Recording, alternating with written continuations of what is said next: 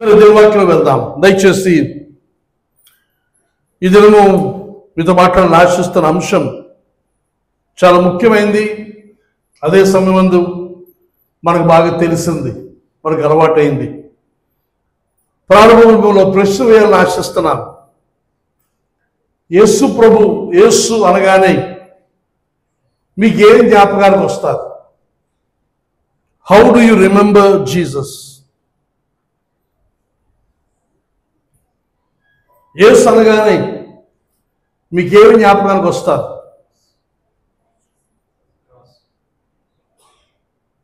ఎవరు చెప్పారు?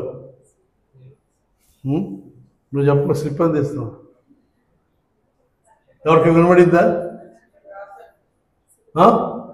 నిజమేనా? ఇంకెవరికి వేరే ఇంకేం జ్ఞాపకం రాదా? ఏంటమ్మా? అది జ్ఞాపకం వస్తుంది ప్రభు అనగానే. ఇంకా ఏంటమ్మా? రక్షకుడు.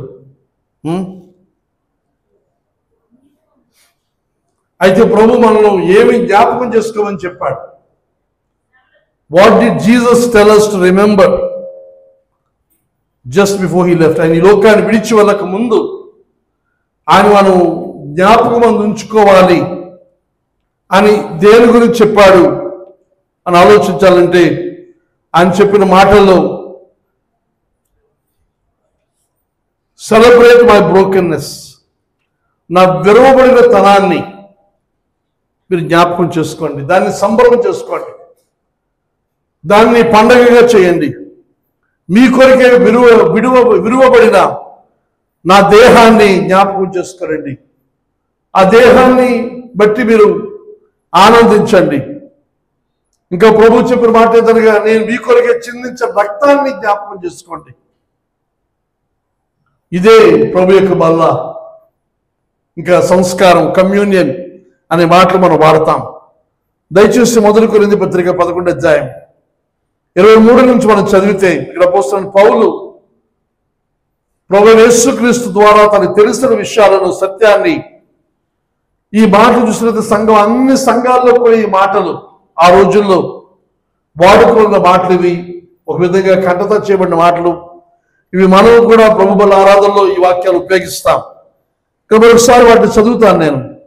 నేను మీకు అప్పగించిన దానిని ప్రభు వలన పొంది తిని, ప్రభువైన యేసు తన అప్పగింపబడిన రాత్రి యొక్క రొట్టెని ఎత్తుకొని కృతజ్ఞతాస్తుతులు చెల్లించి దానిని విరిచి, ఇది మీ కొరకైన నా శరీరం, మీ కొరకైన నా శరీరం. లేకపోతే ఇంకా కింద ఫుట్ నోట్ ఇస్తున్నాడు, మీ కొరకు విరువబడిన, my body that was broken for you, మీ కొరకే విరువబడిన అనే నా దేహాన్ని, నా శరీరాన్ని అని చెబుతూ అంటున్నాడు. ఇక్కడ ఒక మాట గమనించండి, నన్ను జ్ఞాపకము చేసుకున్నటకై దీనిని చేయుడని చెప్పాను. నన్ను జ్ఞాపకం చేసుకోవడానికి, టు రిమెంబర్ మీ, నన్ను గుర్తు చేసుకోవడానికి, నన్ను జ్ఞాపకం చేసుకోవడానికి మీరు దీన్ని చేయండి. దేన్ని? రొట్టెను, మన కొరికే విలువబడిన ఆయన శరీరములకు సాదృశ్యంగా ఉన్న రొట్టెను మీరు భుజించమని చెప్పిన మాట. ఆ తర్వాత 25వ వచనం, ఆ ప్రకారమే భోజనం అని పిమ్మట ఆయన పాత్ర ఎత్తుకుని, ఈ పాత్ర నా రక్తం వల్ల ఆయన క్రొత్త నిబంధన, మీరు దీనిలో త్రాగునప్పుడల్లా, ఈ పాత్ర రక్తం వల్ల ఆయన క్రొత్త నిబంధన. మళ్ళీ అక్కడ చూడ అదే మాట, నన్ను జ్ఞాపకం చేసుకున్నట్టుకై దీనిని చేయుడని చెప్పాను. రొట్టె విషయం, విలువబడిన ఆయన దేహం విషయమై చెప్పాడు అన్నమాట. ఆ తర్వాత రక్తం విషయమై కూడా నన్ను జ్ఞాపకం చేసుకోవడానికి దీన్ని చేయండి. కనుక రొట్టెను తినుట, ద్రాక్షారసం త్రాగుట ద్వారా మనం చేయవలసిన కార్యం ఏది? ఊరికనే రొట్టె ద్రాక్షలు ఇస్తున్నారు కదా అని మనం పుచ్చుకోవడం కాకుండా, ఈ రొట్టె ఏమిటి, ఎవరు, ఈ ద్రాక్షరసం ఏమిటి, మనం క్రీస్తు గురించి జ్ఞాపకం చేసుకోవలసిన ఈ విషయాలను చెప్పి మనవి చేస్తా ఉన్నా. ప్రభు ఆయన జీవిత కాలంలో చేసిన కార్యాలు మనం చూస్తే ఇంకా చాలా విషయాలు జ్ఞాపకం ఉంచుకోండి అని చెప్పొచ్చు. ప్రభు ఒకవేళ నా పునరుత్థానాన్ని జ్ఞాపకం ఉంచుకోనండి అని చెప్పొచ్చు, కానీ చెప్పలేదు ఆయన. లేకపోతే నేను చేసిన అద్భుతాలు, నేను చేసిన సూచక్రియలు వాటిని జ్ఞాపకం చేసుకోమని చెప్పలేదు ఆయన.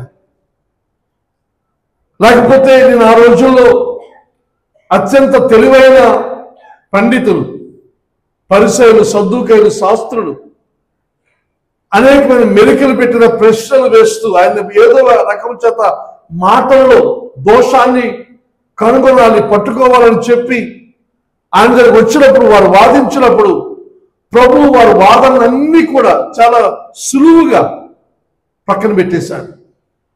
ఆ ప్రభువు జవాబిచ్చిన తరువాత వారికి తిరిగి మాట్లాడడానికి ఏమీ లేని విధమైన పరిస్థితి ఏర్పడింది. తన ప్రభు మాట్లాడే విధానం కూడా చూసినట్లయితే ప్రతి వారు ప్రశ్న వేస్తే మళ్ళీ తిరిగి వారికి ప్రశ్న వేసేవాడు, దానికి వారు జవాబు చెప్పలేకపోయేవారు. కానీ ప్రభు ఇంత అద్భుతంగా ఆయన మాట్లాడగలిగిన సామర్థ్యం ఉన్నవాడు, కానీ దాన్ని జ్ఞాపకం ఉంచుకోమని చెప్పలేదు మనకి. నేను అలా వాదించాను, నేను అలా జవాబులు చెప్పాను, మీరు అలాగే చెప్పండి అని ఎక్కడ కూడా ప్రభు ఈ 4 సువార్తలు చెప్పినట్టుగా మనకి కనబడదు. He outsmarted the smartest theologians. ఎంతో తెలివైన వారు, యుక్తి గల వారు, కుయుక్తి గల వారిని కొన్నిసార్లు అయితే కొంతమంది 2-3 గ్రూపులు కలిసి వచ్చి ప్రభుని ప్రశ్నిస్తే, వాదిస్తే చాలా సులువుగా వారు వాదనలు కొట్టి పడేసేవారు. కానీ ఆ వాదనలు గుర్తుంచుకోమని, అలాగా అనుకరించమని ప్రభు చెప్పలేదు. కానీ ఆయన చెప్పింది ఏదనగా, మీరు జ్ఞాపకం ఉంచుకోవలసింది నా విలువబడిన తనం, మై బ్రోకెన్నెస్, నా విలువబడిన తనం, మీ కొరకే విలువబడిన నా శరీరం, మీ కొరకే చింతించిన నా యొక్క రక్తం. బైబిల్లో వాక్యంలో మనం చూస్తే సంఘానికి దేవుడు 2 విధులు ఇచ్చాడు. మొదటిది బాప్తిస్మం, రెండవది ప్రభు యొక్క బల్ల. బాప్తిస్మం, బల్ల 2 కూడా దేన్ని సూచిస్తున్నాయి? శిలువ మరణాన్నే. బాప్తిస్మం సూచిస్తుంది ఏమిటి?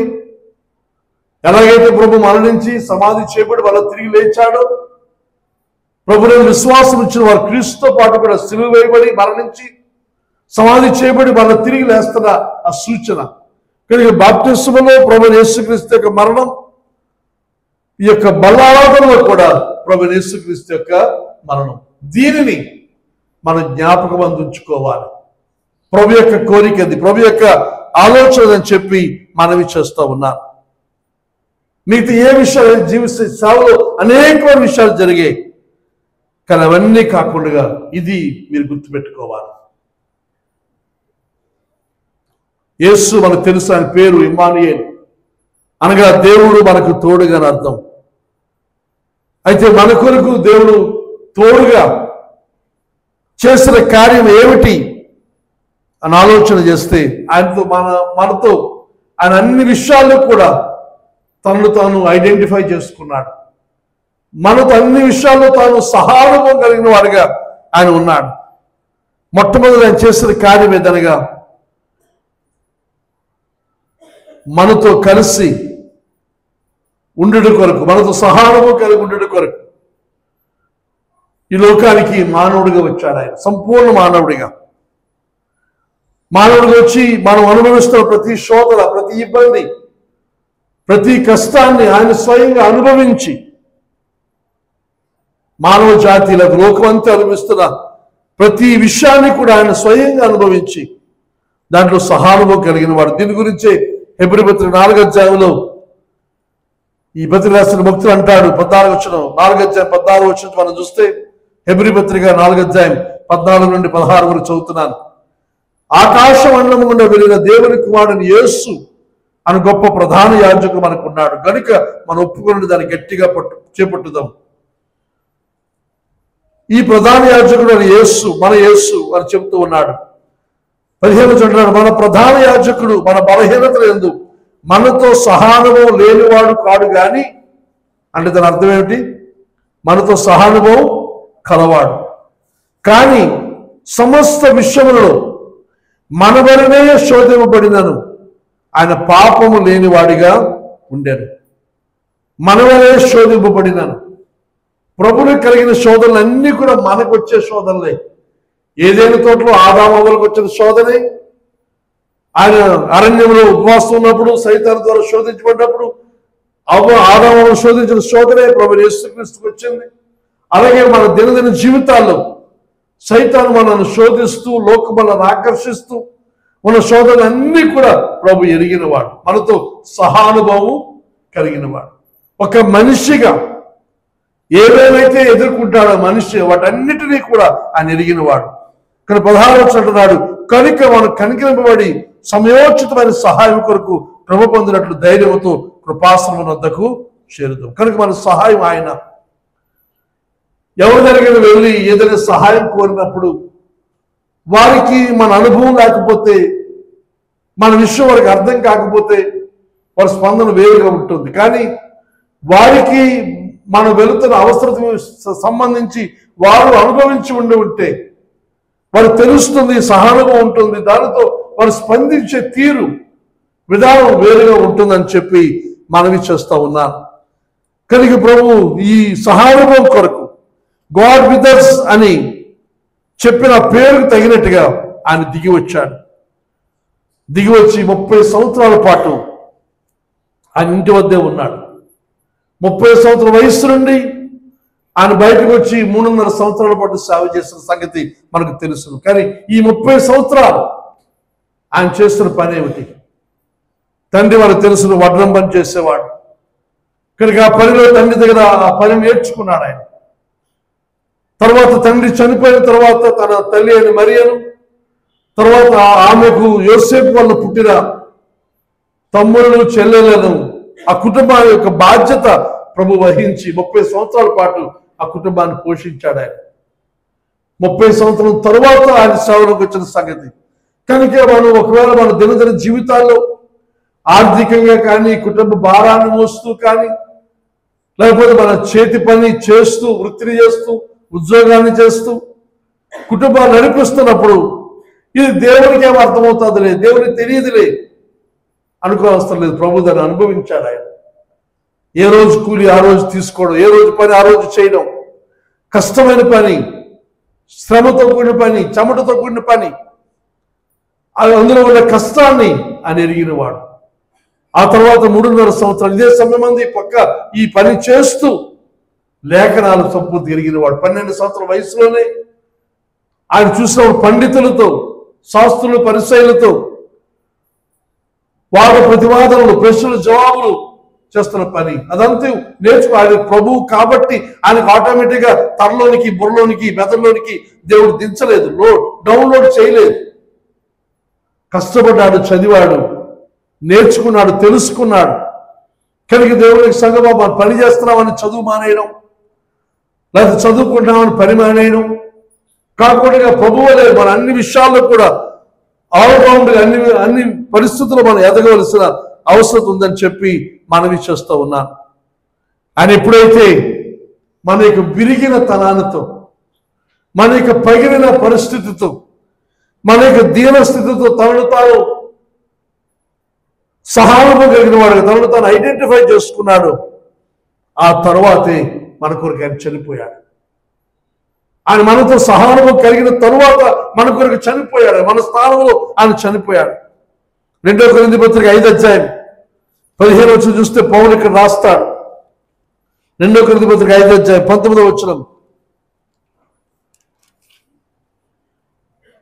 అదేమనగా దేవుడు వారి అపరాధములను వారి మీద మోపక, అనగా మనుషుల మీద మనం చేసే అపరాధం మన మీద మోపకుండా క్రీస్తునందు లోకములు తనతో సమాధానం పరచుకొనొచ్చు ఆ సమాధాన వాక్యం మాకు అప్పగించాడు. క్రీస్తునందు లోకమును తనతో సమాధాన పరుచుకున్నాడు దేవుడు.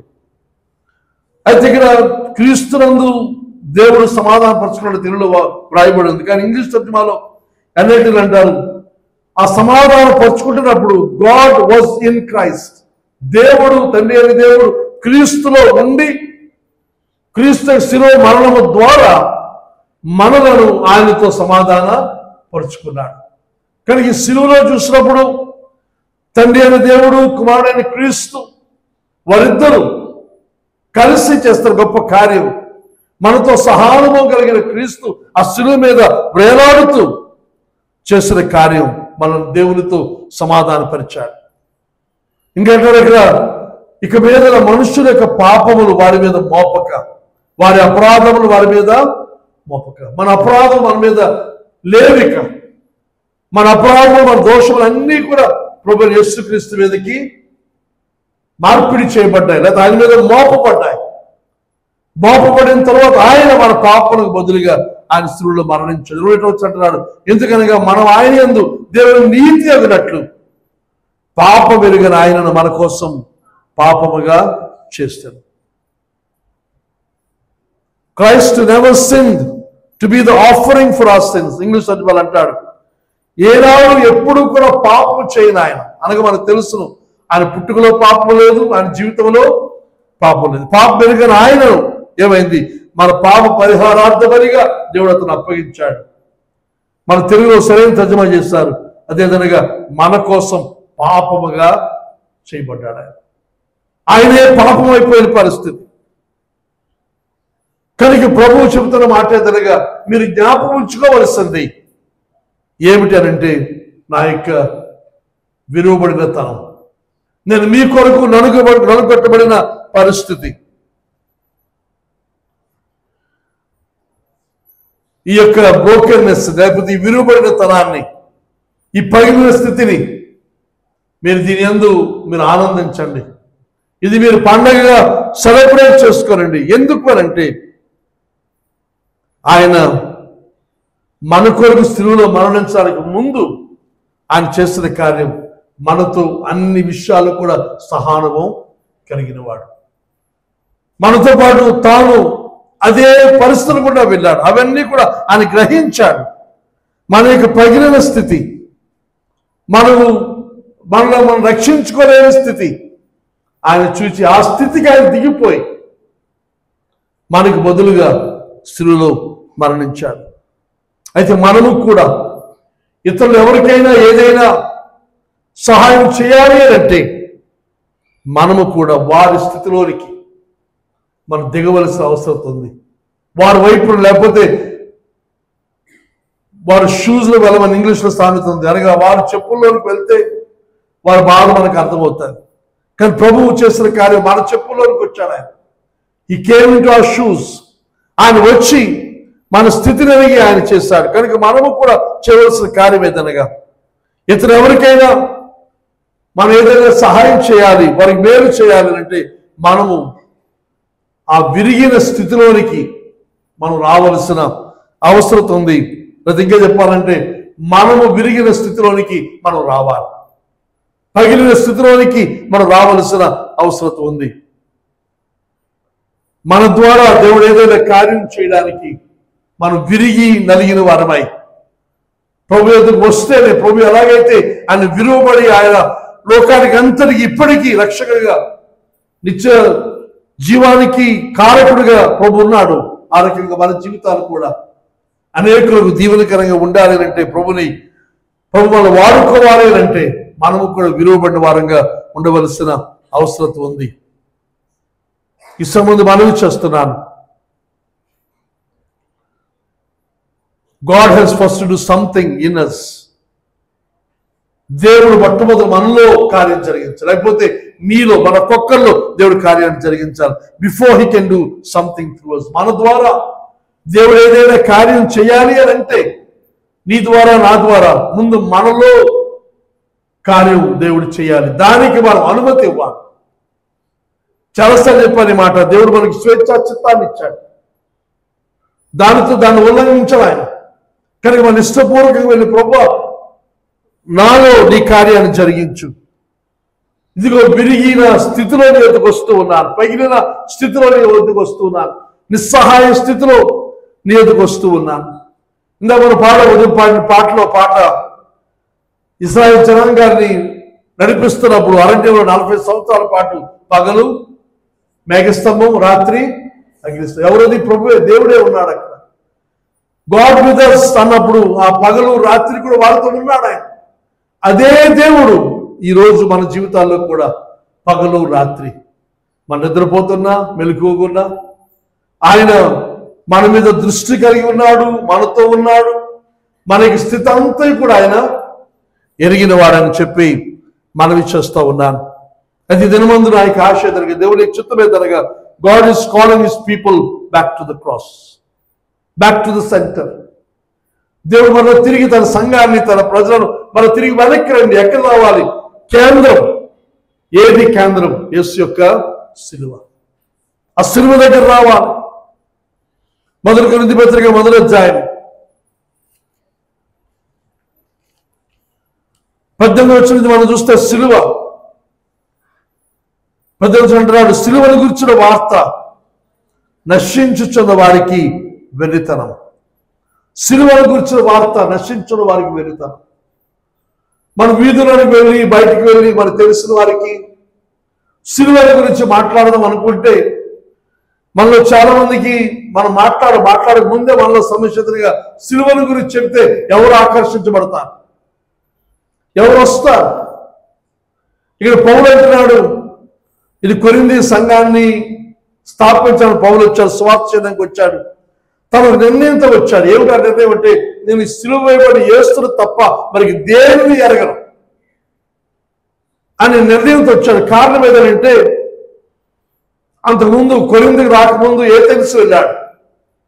ఏథెన్స్ అనే పట్టణం చాలా తత్వవేత్తలు, ఫిలాసఫర్స్ ఎక్కువ మంది ఉండే పట్టణం అది. తత్వవేత్తలు, జ్ఞానం గలవారు. వారికి ఎప్పుడు వారి పని ఏమిటంటే ఏదో కొత్త విషయాన్ని తర్కించుకోవడం వారి పని. కొత్త విషయాలు తెలుసుకోవడం, కొత్త దాన్ని వాటిని తర్కించడం వారి యొక్క పనిగా పెట్టుకొని చాలా మంది తత్వవేత్తలు అక్కడ ఉన్నారు.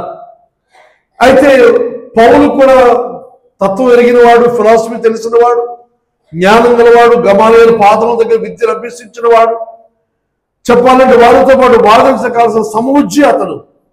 అక్కడికి వెళ్ళి వారితో మాట్లాడుతూ చాలాసేపు మాట్లాడాడు. తన జ్ఞానమంతా ఉపయోగించాడు, తనకున్న తెలివంతా ఉపయోగించాడు. వారు ఒప్పించడానికి ప్రయత్నం చేశాడు. కానీ వారంతా విన్న తర్వాత మళ్ళా వింటామన్నారు, ఇంకోసారి రా అన్నారు. అక్కడి నుంచి బయలుదేరి కొరింథీ వచ్చాడు. కొరింథీ వచ్చి అనుకున్నాడు, మన దగ్గర తత్వం కానీ, వాదన కానీ, డిస్కషన్ కానీ, అపాలజెటిక్స్ ఇవేమీ చేయరు. ఏం చేస్తాను? క్రీస్తుని నేను ప్రకటిస్తాను. ఈ రోజున మనలో చాలా మంది సిలువను గురించిన వార్త కంటే అందరినీ ఒప్పింపచేయడం, అందరితో వాదించడం, అన్ని విషయాలు తెలుసుకోవడం మంచిది, తప్పు అంటలేదు నేను. కానీ వాద ప్రతివాదనల వలన, డిస్కషన్ వలన ఎవరు మారరు. ఇంతకుముందు మీరు చాలా మంది తెలియపోవచ్చును, కానీ నేను బాగా ఎరుగుతున్న ఒక ఆయన పండిట్ ఫ్రాన్సిస్ గారని వేటపాలెం అయింది. ఆయనకి ఖురాన్ కంటత, భగవద్గీత, హిందూ గ్రంథాల కంటత, బైబిల్ కంటస్తూ వచ్చి ఆయనకి కొన్ని పుస్తకాలు కూడా రాశాడు. అయితే ఆయన గురించి ఆలోచించినప్పుడు ఇంత జ్ఞానం ఉంది, ఇన్ని పుస్తకాలు ఉన్నాయి, ఇన్ని అంటే ఇతర మతాల గురించి వారితో వాదించిన సామర్థ్యం ఉంది, వాదిస్తున్నారు, ఒకవేళ గెలుస్తున్నాడేమో కూడా. కానీ దానివల్ల ఎంతమంది రక్షించబడ్డారు? ఆయన సంఘం ఎంతమంది, అది ఎంతమంది ప్రభువును నడిపించాడు? ఆలోచన చేస్తే అది చాలా తక్కువ. చాలా మందిని చూస్తూ ఉంటాం, కొంతమంది జీవితకాలం సేవ చేస్తారు. దాని ఫలితం ఏమిటి? వాళ్ళ కుటుంబం కూడా అంతా ఉండరు వాళ్ళతో పాటు. మరి దేనికి ఇంత సేవ? ఏం చేశాం అనేది ఒకసారి ఆలోచించవలసిన అవసరం ఉంది. ఇక్కడ అంటున్నాడు, ప్రభు సిలువను గురించిన వార్త, సిలువను క్రీస్తును తప్పని దేనిని నేను మీ మధ్య ఎరగను అని చెప్పి 2వ అధ్యాయం రాస్తాడు ఆ మాట. సిలువ సిలువ సిలువ దాన్నే బోధించాడు పౌలు. దాంతో కొరింథీలో సంఘం ఏర్పడింది. చాలా చోట్ల సంఘాలు సిలువను గురించిన వార్తతోనే స్థాపించారు. కానీ సిలువను గురించి ప్రకటిస్తున్నప్పుడు ఇబ్బంది ఉంది, కష్టం ఉంది, ఒఫెన్స్ ఉంది. ఏమిటా కష్టం అంటే సిలువను గురించిన వార్త నశించుచున్న వారికి వెర్రితనం. అది ప్రకటిస్తున్న వెర్రితనం కనిపిస్తారు, నశిస్తున్న వారికి వెర్రితనం. కానీ అంటున్నాడు ఇక్కడ, కానీ రక్షించబడుతున్న మనకు దేవుని శక్తి. కానీ ఆ సిలువను గురించిన సందేశం మనం వింటే మనకు అది దేవుని శక్తి. లోకానికి వెళ్తాము, మనకు వెళ్తాము కాదు. రక్షించబడుతున్న మనకి ఇది దేవుని యొక్క జ్ఞానం. ఇది కనుక దాన్ని మనం గ్రహించవలసిన అవసరం ఉందని చెప్పి మనవి చేస్తున్నాం అంటాను. ఇంకా పౌలు ఇందు విషయమై జ్ఞానుల జ్ఞానము నాశనం చేతులు వివేకం శూన్యపరుతులు అని వ్రాయబడి ఉన్నది. అనగా యెషయా మాటలు ఉటంకిస్తూ అక్కడ రాస్తున్నాడు. అది వివరించిన సమయం లేదు కానీ ముందుకు వెళ్తాను. జ్ఞాని ఏమాయను, శాస్త్రి ఏమాయను, ఈ లోకము తర్కవాది ఏమయ్యను. ఈరోజు జ్ఞానము దేవుడు వెరితనముగా చేసి ఉన్నాడు కదా. దేవుని జ్ఞానానుసారముగా లోకము తన జ్ఞానము చేత దేవుని ఎరగకుండినందున సువార్త ప్రకటనను వెర్రితనము చేత నమ్మువారిని రక్షించుటకు దేవుని దయాపూర్వక సంకల్పం ఆయన.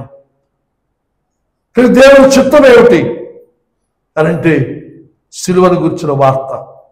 ఇదే సువార్త. సిలువ మరణాన్ని గురించిన వార్త సువార్త. దీన్ని మనం ప్రకటిస్తే అది వెర్రితనము చేత సువార్త ప్రకటన వెర్రితనం. సిలువే వెర్రితనం అనిపిస్తుంది, దాని గురించి ప్రకటన కూడా వెర్రితనమే. కానీ దాని ద్వారానే దేవుడు రక్షించాలని సంకల్పించుకున్నాడు. అయితే యూదులు మతస్థులు వారు అడిగేది ఏదైనా సూచక్రియలు, మహత్కార్యాలు, అద్భుతాలు, స్వస్థతలు దాన్ని అడుగుతున్నారు యూదులు. తర్వాత గ్రీసు దేశస్తులు జ్ఞానం, అనగా గ్రీసు దేశస్తులు అన్నప్పుడు ఫిలాసఫర్స్, తత్వవేత్తల వారు. వీరు ఏమడుగుతారు? జ్ఞానం అడుగుతున్నారు. జ్ఞానం లేదు, సూచక్రియలు లేవు. ఈ రోజుల్లో కూడా దేవునికి సంగమా మనం ఎటు పరిగెడుతున్నాం? ఏ యూట్యూబ్ ఛానల్స్ మనం చూస్తున్నాం? ఎక్కడ మీటింగ్స్ అంటే ఏ మీటింగ్స్ మనం పరిగెడుతున్నాం? అద్భుతాలు, సూచక్రియలు, మహత్కార్యాలు పేరు పెట్టి పిలుస్తారు. హుష్ అంటే పడిపోతాం, ఆఫ్ అంటే కింద పడిపోతాం, లేదంటే లేస్తాం, తొయ్యంటే తోస్తాం, దానికి వెళ్ళిపోతాం. జేబుడు మాలకి, ఆయిల్ డబ్బాలకి, సీసాలకి. పోయిన వాడు ఎవరో సీసా తెచ్చారు ఇక్కడికి. ఇవాళ వచ్చిందా? సీసా రాలేదు. ఒంటి సీసా ఎవరు అది? ఈ వారం రాలేదు, పోయిన వారం వచ్చి ఆ సీసా మట్టుకు వెళ్ళిపోయినట్టున్నారు. మరి ఒక సీసా అయిపోయినంత రా, ఆ సీసా రాసుకుని రాసుకుని రాసుకుని రాసుకుని అయిపోయిన తర్వాత మళ్ళీ నింపుకొని మళ్ళా సీసా తెస్తారేమో. పోయిన వారం సీసా తెచ్చిన వాళ్ళు తర్వాత నన్ను కలవండి ఒకసారి, మిమ్మల్ని సన్మానించాలనుకుంటున్నాను.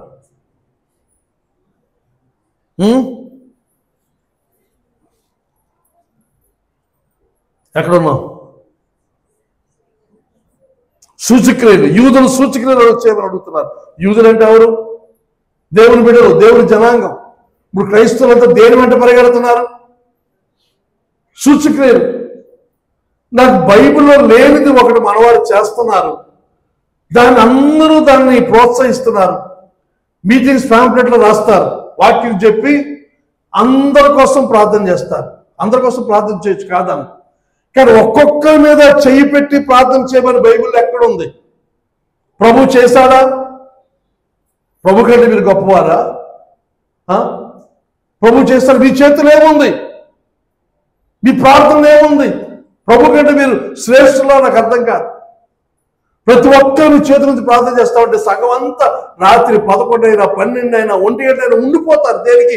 చెయ్యి పడాలి, మనం ప్రార్థన చేయాలి. ఒకసారి శ్రీకాకుళంకి ఒక ఆయన వచ్చారు, చున్సుక్లి అని, కొరియా నుంచి వచ్చాడు ఆయన. ఆయనకి ఒక కాలు లేదు, మరి ఏ కాలు గుర్తులేదు కానీ ఒక కాలు లేదు. ఒక కాలు మీద ఉంటాడు, ఇంకొక కాలుకి ఏం చేశాడు? ఒక చెక్క కాలు పెట్టారు. దాంతో ఆయన ఆ కాలు మీద 2 కాలు ఉండేవాడు. కానీ ఆయన పైకి ఎక్కాలి, దిగాలని అంటే ఎవరో భుజం చెయ్యారు. అయితే ఎక్కినప్పుడు దిగినప్పుడు ఆయన చూసుకునేవాడు, మరి కావాలని చేసేవాడు తెలియదు. కానీ ముందు లైన్గా వస్తాగా ప్రార్థన అలవాటు, ఎవరు బలహీనట్టు వాళ్ళ మీద చేసి కింద పడిపోయేవాడు. వాళ్ళ మీద చేసేవాడు, బలంగా దిగేవాడు. దిగిన తర్వాత ఆయన ఇంకో పని చేసేవాడు, ప్రార్థన చేసి బాగున్న కాలుతో తన్నేవాడు ఆయన. దానికి ఎగబడిపోయేవారు జనం. ఆయన మీద చేసి బరువుగా మీద ఇప్పుడు దిగితే, ఒక కాలుతో తన్నితే ఏమొచ్చిందట? ఆశీర్వాదం, ఆశీర్వాదం. ఎంత వెర్రితనం! ఎవరు? యూదులు ఏమడుగుతున్నారు? సూచక్రియలు. వాళ్ళకి అద్భుతాలు కావాలి. వారు 5 రొట్టెలు 2 చేపలు 5,000 మంది తిన్న తర్వాత ప్రభు ఇంకా సూచక్రియ చేయి. ఏమిటో సూచక్రియ? ప్రతిరోజు మా భోజనం పెట్టు. మోషే మన్నాన్ని ఇచ్చారు కదా, నువ్వు అలా ప్రతిరోజు ఏం చేయాలి? రొట్టె చేప రొట్టె చేప రొట్టె చేప ఎనిమిది భోజనం, మనకి ఏమొద్దు, కాయగూర భోజనం మాకొద్దు. మేము రాజులని యాజక సమూహం, మేము మాంసం తప్ప పప్పు కాకులు తినం, గడ్డి కాదు మేము వేసేది. సూచికలు ఎప్పుడు ఏదో జరుగుతూ ఉండదు, ఏదో అద్భుతం, ఏదో కొత్తది, ఒక నూతనమైన అనుభవం మనకు కావాలి. దాని వెంట పరిగెడతారు యూదులు. ఈరోజు క్రైస్తవులు కూడా దాని వెంటే పరిగెడతారు. ఎవరో పాస్టర్ వచ్చి నేను చేతుల నుంచి ప్రార్థన చేస్తానంటే ఆ పాస్టర్ ఎవడు, అతను ఏమిటి, అసలు ఎక్కడుంది, ఎందుకు చేయమన్నా, ఎందుకు చేస్తున్నాడు ఆయన? మన మధ్య ఫేత్ గారితో మాట్లాడుతున్నాడు, దీని గురించి చెప్పారు ఆయన. ఒక ఆయన ప్రార్థన చేస్తూ 2 సంచులు భుజానికి వేసుకొని, బైబిల్ లేదు అందులో, ఖాళీ బ్యాగ్, ఒక్కొక్కరికి ప్రార్థన చేయడం. ప్రార్థన చేస్తున్నప్పుడు వాళ్ళు ఏం చేస్తారు, కానికిస్తారు, ఇస్తే సంచులు పడిపోతుంది. ఈ సంచి నిండిపోతే ఈ సంచి, ఈ 2 సంచులు నిండిపోతే వెనకాల అసిస్టెంట్లు ఉన్నారు, ఈ సంచులు తీసి వాళ్ళు కొత్త సంచులు పెడతారు. ప్రార్థన దేనికి? ఈ సంచులు నింపుకోవడానికి. అలా కట్టిన సంఘాలు ఉన్నాయి కొన్ని.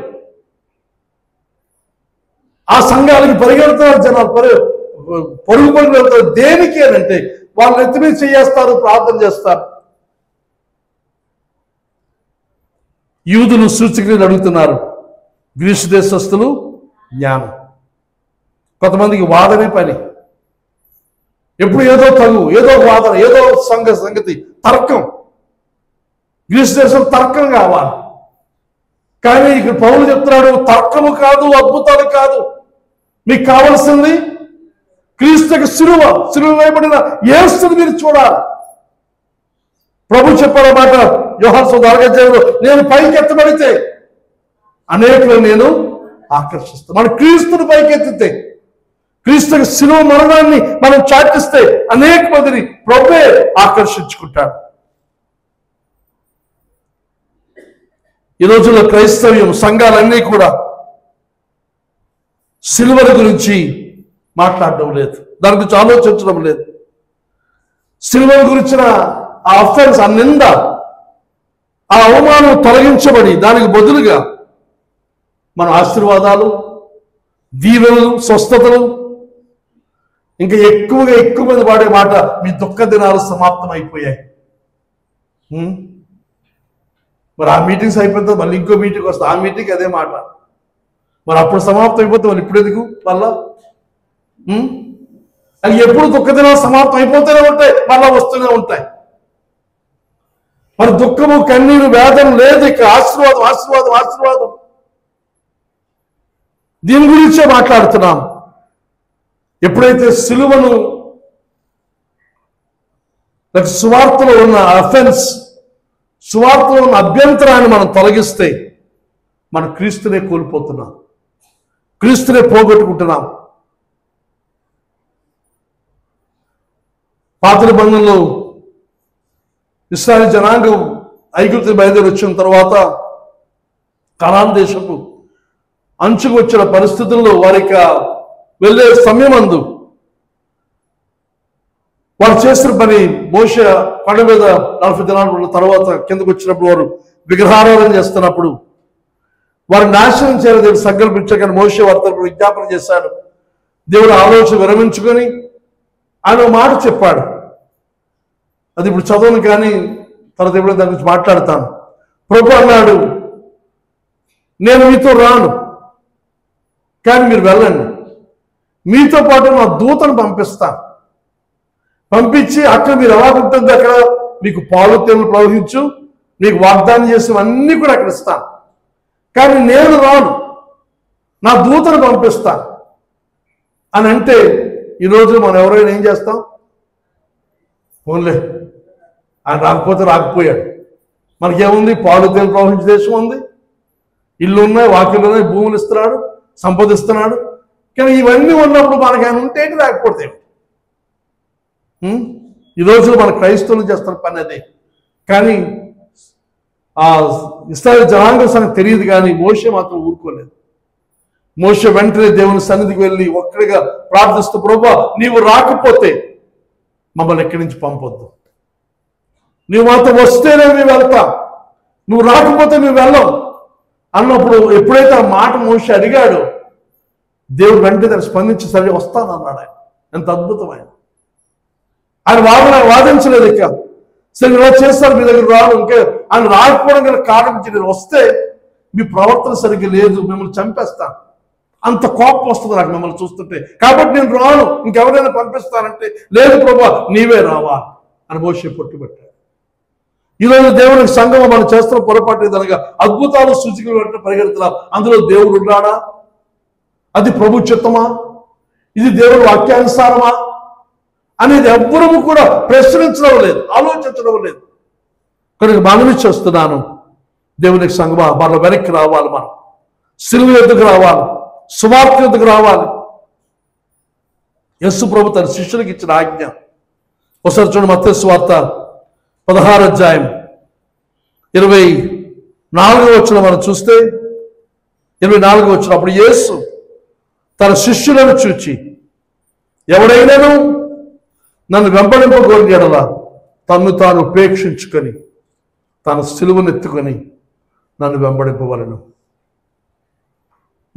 ఈ మాట మా హృదయాల్లో సింక్ అవ్వాలి, లోపలికి వెళ్ళాలి, వేలు ఉండాలి. ఏమిటో మాటలు? అప్పుడు యేసు అంటున్నాడు తన శిష్యులను చూచి. ఈరోజు గుడ్ న్యూస్ చర్చ్ పాలకొండను మనల్ని చూచి ఆయన చెబుతున్నాడు, ఎవడైనాను నన్ను వెంబడింపగోరిన యెడల తన్ను తాను ఉపేక్షించు. Let him deny himself. తను తాను ఉపేక్షించు. నేను కాదిక, నా ఇష్టము, నా ఆలోచన నాది కాదు, నా ఇష్టము కాదిక అని మనల్ని వదులుకొని తన సిలువనెత్తుకొని, మన సిలువనెత్తుకొని మనము ఆయన వెంబడించాలి. ఈ సందర్భం ఏమిటి? సంఘాన్ని స్థాపిస్తున్న సందర్భం. మత్తయి సువార్త 16:18 అంటున్నాడు, నేను నా సంఘమును కట్టుదును. ఆ సంఘమున విశ్వాసం ఎలా ఉండాలి? తమను తాము ఉపేక్షించుకొని, అనగా ఇక్కడ ఎవరము కూడా నా ఇష్టం అనడానికి మనకి వీలు లేదు. నా ఇష్టం అనేది పాపానికి మూలం. సైతాను దానితోనే మనల్ని శోధిస్తాడు.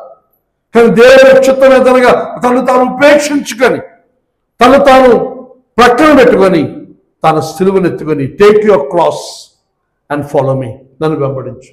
నీ సిలువనెత్తుకో, ప్రభు సిలువ ఎత్తుకో అనలేదు ఆయన. ఆయన సిలువ ఎత్తుకొని ఆయన సిలువ మీద రావడం అనలేదు ఆయన. ఏం చెప్పాడు? మన సిలువ, మనం మోయి, మన భారం, మన కష్టం, మన బాధ, మనకు దేవుడు వచ్చిన సిలువ, దానిని ఎత్తుకొని ఎవరిని వెంబడించాలి? యేసు ప్రభుని వెంబడించాలి. ఆయన తన సిలువను ఎత్తుకొని ముందు నడుస్తూ ఉన్నాడు. ఆయన వెంట మనం నడవలసిన అవసరం ఉంది. ప్రభు మన నిమిత్తం సిలువలో మరణించాడు. ఆయన కోరుతున్నది ఎదురుగా మనము కూడా సిలువ. సిలువ అనగా ఏమిటి సూచిస్తుంది? మరణం. అనగా మనం మరణించడానికి సిద్ధపడిన వారంగా ఉండవలసిన అవసరం ఉందని చెప్పి మనవి చేస్తున్నాను. చాలా మంది క్రైస్తవులకు ఒక తప్పుడు బోధ వచ్చేసింది. ఏమిటో బోధ అంటే దేవుని యొక్క ప్రేమను గురించి చెబుతూ ఉంటారంటారు. ప్రభు మనల్ని ప్రేమిస్తున్నాడు, నిస్వార్థంగా ప్రేమిస్తున్నాడు, ఏ బదులు ఆశించకుండా ప్రేమిస్తున్నాడు. పాటలు రాసేసాం, పాడేస్తూ ఉంటాం, కానీ అది నిజము కాదు. ప్రభు మనల్ని ప్రేమించాడు నిజమే, కానీ మన నుండి ఏం కోరుతున్నాడు? మన నుండి ఏం కోరుతున్నాడు? ఏమీ కోరట్లేదా? ఆయన మనల్ని ప్రేమించాడు. ఆయన మన నుంచి ఏం కోరుతున్నాడు? మనం ఆయన ప్రేమించాలి కదా. మన ఆయన ఏది ఇచ్చాడు? ప్రేమ ఇచ్చాడు. మన నుండి ఏం కోరుతున్నాడు? ఆయన ప్రేమ. ఆయన మన కొరకు మరణించాడు. మన నుంచి ఏం కోరుతున్నాడు? మనము చావడానికి సిద్ధపడిన వారంగా ఉండాలి. ఆయన మన కొరకు ఏది చేస్తాడో అదే విషయాన్ని మన నుంచి కూడా ఆయన కోరుతున్నాడు. ఇది బోధించడం లేదు, చెప్పడం లేదు. దాంతో మన అందరూ ఉన్న ఒక ఉదాసీన భావం ఏమిటంటే ఆయన చేశాడు అంతా కూడా నేను ఏం చేస్తాను? ఆయన ఇచ్చినందుకు అనుభవించడం, తినడం, త్రాగడం. నా ప్రాణమా నీ కొరకు దేవుడు ఎంత చేస్తాడు, దేవుడు స్తుతించు అని ఆగిపోతున్నాం. కానీ దేవుని సంఘం ఆ ప్రభు కోరుతున్నది ఏదనగా నీ సిలువను ఎత్తుకొని నన్ను వెంబడించు. ఇది ఏమిటి ఇక్కడ? ఆజ్ఞ ఇది. యేసు తన శిష్యులను చూసి ఎవడైనాను నన్ను వెంబడింపగోరని యెడల తను తాను ఉపేక్షించుకొని తన సిలువను ఎత్తుకొని వెంబడింపాలి. తన ప్రాణం రక్షించుకుని కోరేవాడు దాన్ని పోగొట్టుకున్నాడు, నా నిమిత్తం తన ప్రాణం పోగొట్టుకునేవాడు దాన్ని దక్కించుకుని. ఒక మనుషుడు లోకమంతా సంపాదించుకొని తన ప్రాణం పోగొట్టుకుంటే అతనికి ఏం ప్రయోజనం? ఒక మనుషుడు తన ప్రాణం ప్రతిగా ఏమి ఇయ్యగలడు? మనుష్య కుమారుడు తన తండ్రి మహిమ గలవాడి తన దూతలతో కూడా రాబోవచ్చున్నాడు. అప్పుడు ఆయన ఎవరిని క్రియలు చొప్పున వానికి ఫలమిచ్చును. మనం సిలువనెత్తుకొని వెంబడించాలి. దానికి బహుమానం ఉంది, ఫలితం ఉంది. ఎప్పుడు? ప్రభువైన యేసుక్రీస్తు మళ్ళా తిరిగి రానే ఉన్నాడు. అప్పుడు ఈ లోకమందు మనం చేసిన ఈ కార్యానికి, మనం సిలువనెత్తుకొని ఆయన వెంబడించిన విషయానికి ఏమిస్తాడు? అక్కడ ఎవరిని క్రియలు చొప్పున వానికి ఫలమిచ్చు. మన ఫలం ఇప్పుడు కాదు, కొంతమంది ఇప్పుడే ఆశిస్తారు, ఇవ్వచ్చు, కొంతవరకు మనకు కలగవచ్చును. కానీ అసలైన ఫలము, సంపూర్తైన ఫలం ప్రజలు రాస్తాడు. ప్రతివాన్ని జీతం పట్టుకొని ఆయన వస్తున్నాడు. ఒకేసారి మన జీవితకాల జీతం వస్తారు. మన జీవితకాల జీతం ఎంత ఉంటుంది మనకి? మనం చేస్తున్న పనులను బట్టి ఆధారపడి ఉంటుంది. మన సిలువనెత్తుకొని ఆయన వెంబడించి జీవించిన విధానాన్ని బట్టి ఆధారపడి ఉంటుంది. ఎప్పుడైతే యేసు ప్రభు నుండి ఆ సిలువను మనం తీసేస్తాము, when Jesus is stripped of his cross, ఎప్పుడైతే యేసు ప్రభుని సిలువ వేరు చేస్తామో ఆయనకి అధికారాన్ని మనం తొలగిస్తున్నాం, ఆయన యొక్క క్షమించే శక్తిని మనం తొలగిస్తున్నాం, స్వస్థపరిచే ప్రభావాన్ని తొలగిస్తున్నాం, ఆయన రక్షించే ఆధిక్యతను తొలగిస్తున్నాం, తీర్పరగా వచ్చే ఆ విషయాన్ని కూడా మనం తొలగిస్తూ ఉన్నాం. సిలువ లేకపోతే కిరీటము లేదు, అలాగే సిలువ లేకపోతే క్రీస్తు లేడు. క్రీస్తు మన నుండి కోరుతున్నది మనము కూడా మన సిలువను ఎత్తుకొని, మన సిలువ, మన భారం, దేవుడు మనకు అప్పగించిన దానిని, మన మీద పెట్టిన బరువును. ఇంతకుముందు చూసాం కొన్ని వారాల క్రితం, నా కాడిస్తులు ఆయన భారం తేలిక, ఎందుకని ఆయన మనతో ఉన్నాడు, ఆయన మనతో నడుస్తున్నాడు, ఆయన మన విడువని వాడు, ఆయన మన సిలువ మనకు తేలిక. ఒకసారి ఎక్కడో చదివాను, the streams in the dessert లో చదివాను. రాస్తారు చార్ల్స్ కౌమెన్ నాకు రాసిన పుస్తకంలో ఒక ఆవిడ ప్రార్థన, ప్రభు నా సిలువలో చాలా భారంగా ఉంది, ఇది తీసి నాకు ఇంకో సిలువు, తేలికైన సిలువు అని అంటే ప్రభు ఆమెను గదిలో తీసుకువెళ్ళాడు. అక్కడ చాలా సిలువలు ఉన్నాయి. అయితే ఈ సిలువ పక్కన పెట్టేసింది, ఇంకో సిలువ ఎత్తుకుంది, కొంత దూరం నడిచింది, మన సిలువ ప్రభు ఇది బరువుగా ఉంది. అలా మొత్తం సిలువలన్నీ చూసింది. చివరికి ఒక సిలువ ఎత్తుకుని మళ్ళా ఎత్తుకుని ప్రభు ఇదే తేలిక, ఇదే మోసుకుంటారంటే ఇది నువ్వు తెచ్చిన సిలువే, ఇది నీ సిలువే, ఇంకొక సిలువ మనం పోయొద్దు. ప్రభు సిలువ మనం అస్సలు మోయలేము, మన వల్ల కాదు, మనకు కాదు, అది ఆయన మోస్తాడు, ఆయన సిలువ. మన సిలువ మనం మోద్దాం. మన సిలువ మనకు దేవుడు ఇచ్చిన ఆ భారాన్ని మనం మోయాలి. ఆ భారం కలిగి మనం ఉండాల్సిందిగా మీకు మనవి చేస్తా ఉన్నారు. సిలువ లేకపోతే, if we diminish the cross of Christ, we drain Christianity of its life blood. దేవుని క్రీస్తు యొక్క సిలువను మనం, ఆ విలువ, ఆ గొప్పతనాన్ని మనం తగ్గిస్తే క్రైస్తవుల రక్తాన్ని అంతా కూడా పీల్చి అవతల పడేసినట్టే. క్రైస్తవ యొక్క రక్తము జీవపు రక్తం ఏదనగా యేసు యొక్క సిలువ, క్రీస్తు కేంద్రం కాకుండా ఉంటే మనలో ఇంకో కొత్త సిద్ధాంతం వస్తుంది. దాన్ని ఏమంటారంటే లాడర్ థియాలజీ, నిచ్చెన వేదాంతం. లాడర్ థియాలజీ, నిచ్చెన వేదాంతం. అదేం చెప్తుంది అంటే, ఆ నిచ్చెన వేదాంతం అది మామూలుగా మనందరం కూడా ఆ వేదాంతం కలిగిన వారమే బై డిఫాల్ట్, అనగా మన పుట్టుకతో ఆ వేదాంతాన్ని అనుసరిస్తున్న వారి పేరు మనకు తెలియపోవచ్చును. కానీ అదేమిటంటే ఆ వేదాంతం యొక్క ఆలోచన మన యొక్క మతాలోచన, లేకపోతే మనకు మనసులో కలిగే ఆలోచన భావాలను అనుసరించి మన విలువలను మనం నిరూపించుకుంటూ, మన సామర్థ్యం మనం నిరూపించుకుంటూ, మన సొంత శక్తితో మనం చేసే కార్యాల ద్వారా అలా పైకి ఎక్కుతూ చివరికి ఆకాశాన్ని, పరలోకాన్ని చేరిపోతాం. ఇది లోకమంతా అవలంబిస్తున్న ఈ వేదాంతం. ఇది ఏమిటంటే మనం నీతి క్రియలు, దాన ధర్మాలు, ఇంకా బలులు యాగాలు అర్పిస్తూ మనకు సొంత కార్యాలు చేస్తూ ఉపవాసాలు ఉండి దీక్షలు చేసి 40 రోజుల దీక్షలు 30 రోజుల దీక్షలు రకరకాల దీక్షలు చేసి వస్త్రాలు మార్చి రకరకాల పనులు చేసి ఏదో మన చేతనైంది మనం చేసుకుంటూ మత సంబంధమైన నిష్ఠతో మనం చేస్తే ఆ రకంగా చేసుకుంటూ అలాగా ఎక్కడికి ఎక్కిపోతాం? పరలోకానికి ఎక్కిపోతాం. To climb our way to heaven. పరలోకానికి ఎక్కిపోతాం. పరలోకానికి ఎక్కువమని ఎవడు చెప్పాడు? పరలోకం అంది కాదు, పరలోకం దేవుంది. భూలోకం అంది, భూలోకం మనకి ఇచ్చాడు ఆయన. కానీ మనం చేస్తున్న పని ఎదురుగా ఈ భూలోకం మాకు వద్దు, మేము పరలోకానికి ఎక్కిపోతాం. ఆదికాండం చూస్తాం 11వ అధ్యాయంలో నోవహు జలప్రళయం తర్వాత వారందరూ చోటకు వచ్చిన తర్వాత వారందరికి ఒకటే భాష కనుక వారు పెద్ద గోపురం కడదాం. ఆ గోపురం కట్టడానికి ఉద్దేశం ఏంటి? 2 ఉద్దేశాలు ఉన్నాయి. ఒకటి పేరు సంపాదించుకుందాం, ఒకటి తర్వాత ఇంకోటి అలాగే ఆకాశ పరలోకానికి అంటే దేవుని స్థాయికి వెళ్ళిపోదాం. ఎంత ఎత్తునండి? పరలోకం తాగినంత ఎత్తు కట్టేద్దాం. లోకంలో మానవులు మనం చేస్తున్న పని అదే, పైకి ఎక్కిపోవడం.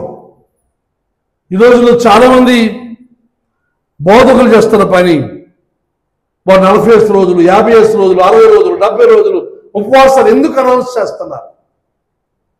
దాని ద్వారా వారు అనుకుంటున్నది ఏమిటి? సాధిస్తున్నది ఏమిటి? ఉపవాసాల గురించి ప్రభు చెప్పింది, ప్రార్థన గురించి ప్రభు చెప్పింది ఒకలాగా ఉంది, మనం బయట వింటుంది వేరేగా ఉంది. ఈ 40 రోజులు గది నుంచి బయటికి రాడండి, ఎవరితో మాట్లాడు, ఎవరికి కనబడ్డు, ఎందుకు అదంతా? అది మీ బట్టి మీరు నిత్యం వేసుకొని పైకి ఎక్కిపోవడానికి చేస్తున్న ప్రయత్నాలు ఇవన్నీ కూడా. దాని తర్వాత వచ్చి ఏదో ఒక మాట, అర్థం లేని మాట, ఆలోచన లేని మాట ఏదో చెప్పేస్తే అది పెద్ద ప్రవచనం. పెట్రోల్ లేకపోయినా కారు వెళ్ళిపోద్ది. ఇంకోటి ఏంటి? కరెంట్ లేకపోతే ఫ్యాన్ తిరిగేస్తుంది. మరి నేను మాటలు కాకపోతే ఏమిటవి?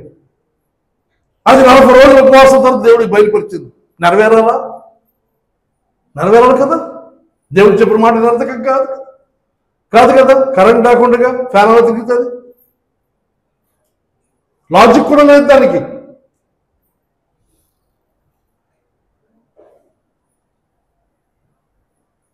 The heroic ascent is a fool's errand. ఈ రకంగా మనం పైకి ఎక్కడం అనేది, ఎక్కిపోవడం, హెచ్చించుకోవడం అనేది ఒక మూర్ఖుని యొక్క పని. It's a fool's ఎరెండ్.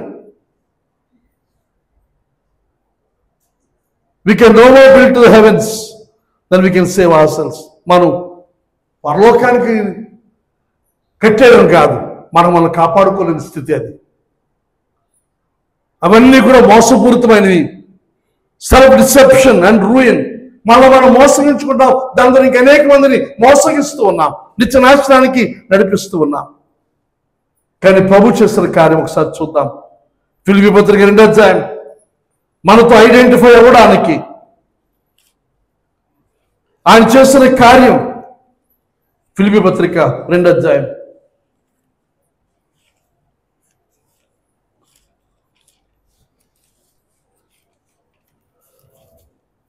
అధ్యాయం 5-9 వచనాలు. క్రీస్తు యేసులో కలిగిన ఈ మనస్సు మీరును ఎవరు? వాళ్ళు ఎవరికో కదా, ఫిలిప్పీలుగా ఫిలిస్తీన్లుగా మనకే క్రీస్తు యేసులో కలిగిన ఈ మనస్సు మీరును కలిగి ఉండి, ఆయన దేవుని స్వరూపము కలిగిన వాడై ఉండి దేవునితో సమానంగా ఉండి విడిచిపెట్టకుండా భాగ్యం అని ఎంచుకోలేదు, కానీ మనుషుల పోలికగా పుట్టి దాసుల స్వరూపం ధరించి తను తానే రిక్తునిగా చేసుకున్నాడు. మరియు ఆ ఆకారమందు మనుషుడిగా కనబడి మరణము పొందినంత కనుక శిలువ మరణం పొందినంతగా తను విధేయత చూపిన వాడై తను తాను తగ్గించుకున్నాను. ఆయన తగ్గించుకున్నాడు మనతో ఉండుట కొరకు. తన యొక్క మహిమను విడిచిపెట్టాడు. తనకున్న గ్లోరీ, ఆ మహిమంతా విడిచిపెట్టాడు. తనకున్న స్థానాన్ని విడిచిపెట్టాడు, తగ్గించుకున్నాడు, దిగి వచ్చాడు, దాసుని స్వరూపం ధరించాడు. సృష్టికర్తని దేవుడు సృష్టిగా మారిపోయాడు. దాసుని స్వరూపం ఎంతగా తగ్గించుకున్నాడంటే శిలువ మరణము పొందినంతగా. కనుక దేవుని యొక్క సంగమా, మనం చేయవలసిన పని, మన సొంత ప్రయత్నం ద్వారా నిత్యం వేసుకొని ఆకాశానికి పరలోకానికి మనం వెళ్ళిపోలేం. కానీ మనం చేయవలసిన కార్యం యేసుక్రీస్తును పోలి, ఈ వాక్యం వివరించే సమయం లేదు, ముందుకు వెళ్తాను నేను. యేసును పోలి మనం ఉపేక్షించుకొని మన స్థాయి, మన స్థానం, కొన్నిసార్లు మనం అంటాం, నేను ఎవరో తెలుసా నీకు? నువ్వెవరైతే ఏమిటి? ఎంత గొప్ప కొంతమంది, మా కుటుంబం ఏంటి తెలుసా, మా ఇంటి పేరు తెలుసా? మీ ఇంటి పేరు పెంట, దాన్ని పట్టుకుని అతిశయ వంశం వంశం వంశం. ఏ వంశం ఇది? మీ జాతికి ఉన్న పేరు ఏమిటి? ఉన్న చరిత్ర ఏమిటి? వెనక్కి చూడండి సార్, ఎంత కంపు ఉందో. ఇప్పుడేమో గొప్ప చెప్పుకుంటాం, మా తాతలు నేతులు తాగారు, మా బూతులు చూడండి, వాసన చూడండి, సామెతలు. ఏమిటి మన చరిత్ర? మన వెనక్కి వెళ్తే ఎంత కంపు ఉందో. మనం చేయవలసిన కార్యం ఏదనగా ప్రతి దినము కూడా ప్రతి దేవునికి సమర్పించుకుంటూ మన యొక్క విరిగిన స్థితిలోనికి మనం వెళ్ళవలసిన అవసరం ఉంది. ఆయన తన మహిమను విడిచిపెట్టేశాడు. ఒకవేళ మీ కుటుంబానికి ఏదైనా గొప్ప మహిమ ఉంటే దాన్ని విడిచిపెట్టాడు, దాన్ని పెంటతో సమానంగా ఎంచుకుని అంటాడు పౌలు. ఇందాక పెంటని మాట వాడడానికి కారణం పౌలు వాడిన మాట అది. తనకున్న ఆతిథ్యతలు, తనకున్న గొప్పతనము, నేను యూదుడను, పరిసయుడను, గమనించ చదువుకున్న ఇవన్నీ కూడా నాకు పెంటతో సమానం. క్రీస్తుని ఎరగాలి, క్రీస్తుకి సిలువని ఎరగాలి, సిలువ మరణాన్ని నేను ఎరగాలి, పునరుత్థానం యొక్క శక్తిని నేను ఎరగాలి. విరిగిపోయి, నలిగిపోయి, చనిపోయి, సమాధి చేయబడి మనం తిరిగి లేచిన ఆ శక్తి, ఆ బలము నేను ఎరగాలి. ఇది మన యొక్క ఆశ. మన విరిగిన స్థితి, పగిలిన స్థితి, చనిపోయిన స్థితి, మృతమైపోయిన స్థితిలోనికి మనం వెళ్తే అక్కడ నుండి రెస్టరేషన్, రిఫర్మేషన్, లేకపోతే మన తిరిగి రెస్టిట్యూషన్, తిరిగి లేచిన పరిస్థితి మనకు రావాలి. ప్రభువైన యేసుక్రీస్తు మన అత్యంత దీన స్థితిలో తను తాను దిగి వచ్చాడు. ఆయన మన పాపంలో పాలువాడాడు. ఆయనే పాపముగా చేయబడ్డాడు. పాపం ఎరుగడు ఆయన. పాపం అంటే ఆయన తెలియదు. అలాంటి వ్యక్తి మనకు పాపంగా చేయబడ్డాడు. అది మన బరువంతా తన మీద పడినాడు. ఆయన కృంగిపోలేదు, పడిపోలేదు, ఆయన సాధించాడు. ఆయనకు మహిమ, పరలోకాన్ని విడిచిపెట్టిన మహిమ. ఆయన పూర్తిగా మనకు అర్థం కావాలి అని అంటే ఆయన సిలువ ఎద్దే దేవుని యొక్క మహిమను మనం చూడగలం. సిలువ ఎద్దే దేవుని యొక్క మహిమ. ఆయన యొక్క తగ్గింపులు, ఆయన యొక్క అవమానములు, ఆయన ముఖం మీద ఉమ్మివేయబడ్డవులు, ఆయన పొందిన శిక్షలు, ఆయనకి మహిమ మనం చూస్తాం. ఈ సిలువ మీద ప్రభువైన యేసుక్రీస్తు మరణించినప్పుడు మనందరి కొరకు ఒకే ఒకసారి గొప్ప బలియాగం చేసి దేవునికి మనకున్న దూరాన్ని తొలగించాడు. ఆయన తొలగించి ఆయన సన్నిధికి హెబ్రీ పత్రిక చదువుకున్నాం, ధైర్యముతో రావడానికి. పాత నిబంధనలు అయితే యాజకుల ద్వారా వెళ్ళాలి. ఇప్పుడు మధ్యలో ఇంకొక మధ్యవర్తి అక్కర్లేదు.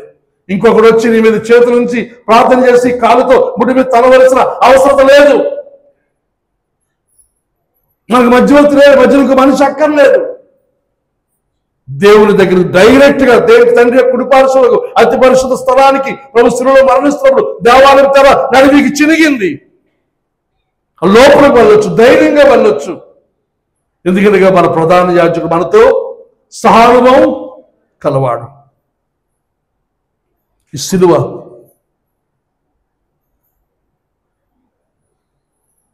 భయంకరమైన, ఇప్పుడు ఈ రోజైతే మనం సిలువ ధరిస్తున్నాం. మన ఈకో కన్నప్పుడు ఆ షోరూమ్ వాళ్ళు ఏం చేస్తారంటే సిలువ బొమ్మ పెట్టారు అక్కడ. చూడగానే తీసేయమన్నాను నేను, తీయించారు. అలా ఏమనుకున్నారో తెలియదు, తీస్తారు. అక్కడికి ఎవరికైనా కావాలి పెట్టుకోండి, మా బండికి అక్కర్లేదు. ఇప్పుడు సిలువ ఏమైపోయింది మనకు అలంకరణ. మెడలో సిలువ, గుడి మీద సిలువ, గుడిలో సిలువ, ఇంట్లో సిలువ, మరి మనకి వెడ్డింగ్ న్యూస్ కూడా సిలువ. ఇప్పుడు తాళి అర్థం మారిపోయి ఏం చేశారంటే తాళి మరి ఆ గొడవలోకి వెళ్ళదు, కానీ ఆ తాళి మీద సిలువలు వేసుకుంటారు. ఎక్కడిది, ఎందుకు తెస్తున్నారు, ఎందుకు పెడుతున్నారు అర్థం కాదు. అది మనకు సంబంధించింది కాదు. సిలువ ఒక అలంకరణ వస్తువు కాదు. కానీ సిలువ ఆ రోజుల్లో ప్రభు కాలంలో మనం చూస్తే భయంకరమైన ఘోరమైన చావు, అది మరణ శిక్ష విధించే సాధనం. ఇది బహిరంగముగా శ్రమ గురి చేయడం. దీనివల్ల ఏమిటంటే మిగతా వాళ్ళందరికీ భయం వచ్చి ఇలాంటి తప్పు మనం చేయకూడదు, ఈ సిలువకు మనం లోను కాకూడదు అనే జాగ్రత్త కోసం రోమీయులు ఊహించినది. చెప్పాలంటే వారి యొక్క క్రూరత్వానికి పరాకాష్ట సిలువ. రాత్ ఆఫ్ మ్యాన్, దేవుని యొక్క మనిషి యొక్క ఉగ్రత సిలువ. ఇలాగ బాధపడిన వాడు ఆ శ్రమ పడుతూ ఉన్న విషయం లోకమంతా చూస్తే వారి బుద్ధి వస్తుంది. రోమా సామ్రాజ్యానికి ఎవడు ఎదురు తిరగడు అనే ధైర్యం. ఇది బహిరంగం చేసేది. తన సిలువ మీద వేలాడి తీస్తున్న వారిని దిగంబరంగా వేలాడి తీసేవారు. వస్త్రాలు ఏమి ఉండవు. మన ఫోటోలో మనం చూస్తాం కదా, అది కాదు, నిజం కాదు. అది నిజంగా సిలువ అన్నప్పుడు దిగంబరంగా సిలువ మీద వేలాడుతున్న పరిస్థితి. ఆ వేలాడుతూ కొన్నిసార్లు అయితే ఆ దేహాలు కొన్ని రోజుల పాటు ఉండిపోయాయి. ఆ ఉండిపోయినప్పుడు ఆకాశ పక్షులు ఈ రక్తం ఓడుతున్న ఈ దేహం మీద కొరడా దెబ్బలు తిని రక్తం కారుతూ ఆ సిలువ మీద నిస్సహాయంగా ఊపిరి పీల్చుకోవడమే కష్టం. ఒకసారి ఊపిరి పీల్చుకోసారి వదలాలంటే ఎంతో ప్రయాస. కాళ్ళుతో తన్ని పెట్టుకుని పైకి లేపినప్పుడు లోపలంతా కూడా భయంకరమైన నొప్పి పడుతూ ఈ కాకులు పక్షులు వచ్చి ఆ చర్మాన్ని పీక్కొని తింటా ఉంటే దాన్ని తోలే శక్తి లేదు, సామర్థ్యం లేదు. చేతులు కాళ్ళు మేకులు వేయబడి ఉన్నాయి. నిస్సహాయంగా ఆ బాధను అనుభవిస్తూ కొన్నిసార్లు కొంతమంది కొన్ని రోజుల పాటు సిలువలు వేలాడుతూ ఉండేవారు. ఆ కారణం చేతనే పౌరులకు అంటాడు కదా, మొదటి కొరింథీ పత్రిక 1వ అధ్యాయంలో, సిలువను గురించిన వార్త రచించుచున్న వారికి వెర్రితనం. ఇంకొంచెం ఇట్స్ అ స్టంబ్లింగ్ బ్లాక్. అది ఒక అడ్డుబండగా ఉంది, అడ్డురాయిగా ఉంది. అంతటి ఆ భయంకరమైన సిలువ శ్రమ ప్రభు సహించాడు. అక్కడ చూస్తే ఆ సిలువ మీద ప్రభు వేలాడుతూ నిస్సహాయుడిగా చనిపోతూ ఉన్నాడు ఆయన. ఆ మరణము క్రూరమైన నేరస్తు, భయంకరమైన నేరస్తునికి విధించే శిక్ష అది. కానీ ఆయన మీద పెట్టబడి రాత ఏమిటి? రాజుల రాజు, కింగ్ ఆఫ్ కింగ్స్ అని పెట్టాడు. ఆయన మన రక్షకుడు, లోకానికి రక్షకుడు, సంపూర్ణమైన మానవుడు, పరిశుద్ధుడు అని మనం చెబుతూ ఉన్నప్పుడు అది వెర్రితనముగా అనిపిస్తుంది, జ్ఞానం లేనిదిగా అనిపిస్తుంది. కానీ మన క్రైస్తవులు మనకు ఆ సిలువ మీద వేలాడుతున్న ప్రభువైన యేసుక్రీస్తు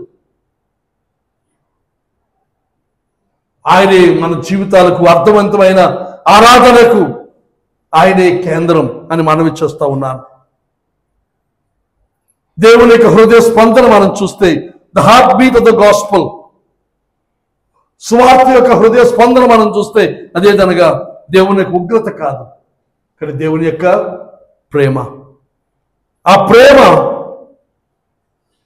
ఎవరైతే ఉల్లంఘిస్తామో ఆయన ఉగ్రతకు లోనవుతాం. His wrath is simply his love violated. ఆయన ప్రేమను మనం తిరస్కరిస్తే, ఆయన సిలువలో చూపిన ప్రేమను మనం తిరస్కరిస్తే, దేవుడు వాక్యం మనం చూస్తాం యోహాను 3:16లో, దేవుడు లోకం ఎంతో ప్రేమించి తన కుమారుని ఇచ్చాడు, ఆయన విశ్వాసం ఉంచేవారు నశింపగా నిత్య జీవం పొందినట్లు ఆయన ఇచ్చాడు. అయితే ఆయన ఇచ్చిన తర్వాత ఆయన విశ్వాసం ఉంచకపోతే ఆయన ఉగ్రతకు లోనవుతాం. ఆయన ప్రేమను మనం ఉల్లంఘిస్తే, ఆయన ప్రేమను మనం వయలేట్ చేస్తే ఉగ్రత మన మీద నిలుస్తూ ఉంది. ఆ సిలువ మీద చూసినప్పుడు మానవుల యొక్క అత్యంత నీచమైన స్థితిని ఆయన తీసుకొని దాని నుండి ఒక శ్రేష్టమైన నూతన జీవితాన్ని, యేసు వంటి జీవితాన్ని చూడండి. కొరింథీ పత్రికలోనే 1 కొరింథీ పత్రిక 1వ అధ్యాయం అంటాడు 31వ వచనం కింద 2వ భాగం, దేవుని మూలంగా ఆయన మనకు జ్ఞానమును, నీతియు, పరిశుద్ధతయు, విమోచనమును ఆయన. దేవుని మూలముగా ఆయన అనగా ప్రభువైన యేసుక్రీస్తు మనకేమయ్యాడు? జ్ఞానం. జ్ఞానం కావాలంటే ఎక్కడ ఉంది జ్ఞానం? యేసులో ఉంది. మన నీతి ఎక్కడిది? వద్ద కాదు. ఆయన నీతి మనకి ఇచ్చాడు, ఆయన జ్ఞానాన్ని మనకి ఇచ్చాడు, ఆయన పరిశుద్ధత. పాపులమైన మనము ఆయన పరిశుద్ధినిచ్చాడు, మనకి విమోచన. మనం ఇక లోకము, లోక బంధకాలు, పాప బంధకాలు మన మీద వీటన్నిటి నుంచి విమోచించి ఆయనతో చేసుకున్నాడు. ఇంతమంది ఎఫెసీ పత్రిక మాట్లాడుతూ చెప్పాను, యేసు ప్రభు చేస్తున్న కార్యం, తండ్రి అయిన దేవుడు చేస్తున్న కార్యం. ఆయన పుట్టుకలో మనం కలపలేదు, కానీ ఆయన మరణములో మనం చేర్చుకున్నాడు. ఆయనతో పాటు మరణించాం, ఆయనతో పాటు సమాధి చేయబడ్డాం, ఆయనతో పాటు మనం తిరిగి లేచాం పరలోకమందు. ఆయనతో పాటు అత్యంత సింహాసనమందు ఆయనతో పాటు ఆశీనం అయి ఉన్నాం. మళ్ళీ తిరిగి ఈ భూలోకానికి రానై ఉన్నాం. ప్రభు రాకుని భూలోకానికి వచ్చి ఈ కొత్త ఆకాశ, కొత్త భూమి మీద యెరూషలేము అనే ప్రదేశం అందు, ఇప్పుడున్న యెరూషలేము ప్రదేశంలోనే ఆ కొత్త పట్టణం, పరలోక పట్టణం దిగి వస్తుంది. అక్కడ ఈ భూలోకం అందే ప్రభు యేసుతో పాటుగా మనము ఎంతకాలం ఉంటాం? నిత్యత్వానికి ఏలుబడి చేస్తాం. దాని కొరకు మనం పిలుస్తున్నాడు. అది మనం చేరుకోవాలి అంటే సిలువ తప్ప వేరే దారి లేదు. ఉపవాసాలు, ప్రార్థనలు, నెత్తిమీద ప్రార్థనలు, నెత్తిమీద చేసి ప్రార్థించడం, అభిషేక తైలం, అంజూర పండు, అరటిపండు, కొబ్బరికాయ, ఇవేమి లేవండి. ఇవి కాదండి మనకు చూడవలసింది. సిలువ, సిలువ, సిలువ, సిలువ. క్రీస్తు యొక్క మరణం, క్రీస్తు సిలువలో, సిలువతో మనకు చేరి అని ఉండాలి. తను మనము కూడా సిలువ పొందిన వారంగా, ఆ శ్రమను అనుభవించిన వారంగా, మన సిలువను మనం ఎత్తుకొని ప్రభు దగ్గర ఆ బ్రోకెన్నెస్ తో, విలువబడిన స్థితిలో ఆయనతో ఉంటే మనము ఆ నిత్యత్వములో ఇవ్వబోయే ఫలితాన్ని, ఆశీర్వాదాన్ని మనం పొందగలమని మనవి చేస్తూ ఉన్నాను. తర్వాత 1 కొరింథీ పత్రిక 11వ అధ్యాయంలో ఈ మాటలు మనం తర్వాత ధ్యానం చేద్దాం. బలిస్తున్న సమయంలో చదువుతాను అప్పుడు అవి. కానీ దీన్ని గమనించవలసిన మనవి చేస్తూ, దేవుని యొక్క ప్రేమ చేస్తున్న కార్యం, love transforms this instrument of torment. ఈ యొక్క శ్రమకు, యాతనకు గురి చేస్తున్న ఈ యొక్క సాధనమైన సిలువను into vehicle for God's best, His saving grace. దేవుని యొక్క అత్యంత శ్రేష్టమైనది ఆయన రక్షించే కృపకు మనందరినీ కూడా పాత్రలు చేస్తున్న సిలువ కొరకే దేవునికి వందనాలు చెల్లిస్తున్న ఈ సందేశాన్ని ముగిస్తున్నాను. అందరికీ వందనాలు.